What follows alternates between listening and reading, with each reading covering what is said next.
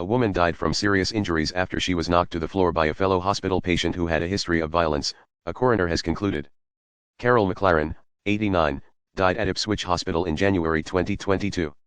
An inquest heard the incident could have been prevented if the other patient, who had advanced end-stage dementia, received more supervision. The hospital said a wide range of organizational changes had been made. It's too little too late, the steps should have been put in place while she was in there, said her daughter Lorraine Moss, speaking to the BBC. It's so hard, because she should still be here.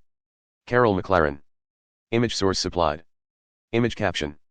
Ms. McLaren was still living independently and walking to local shops. Mrs. McLaren, from Holland-on-Sea in Essex, was admitted on New Year's Eve suffering with shortness of breath. She had several health conditions but was described as very independent and still walked to local shops.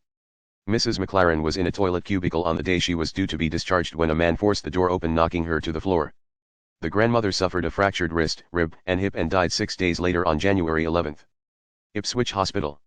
Image source Getty Images. Image caption. The hospital said it had made a wide range of organizational changes.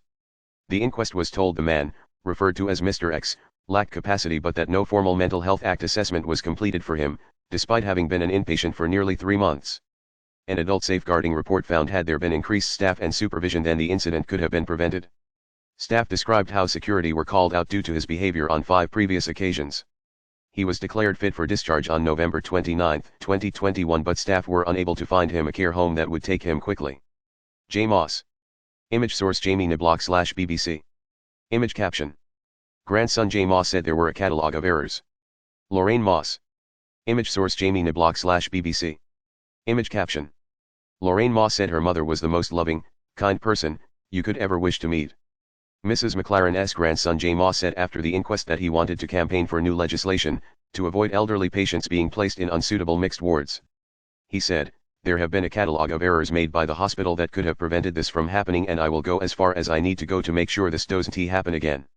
Son-in-law McMaw said the family held no ill feeling towards Mr. X and said, someone of his behavior should have been monitored more. Lessons learned. Assistant Suffolk Coroner Dr. Dan Sharpstone concluded she died of polytrauma from multiple fractures as a direct result of the assault. He also asked the hospital to look at training regarding painkillers. After the inquest heard Mrs. McLaren was given up to 5 times the recommended dose of oxycodone following the assault. Giles Thorpe, chief nurse at the East Suffolk and North Essex NHS Foundation Trust, which runs the hospital, said, "We offer our deepest sympathies and condolences to Mrs. McLaren's family at this very difficult time. Our own thorough investigation has led to a wide range of changes being made throughout the trust to make sure that we learn from what happened.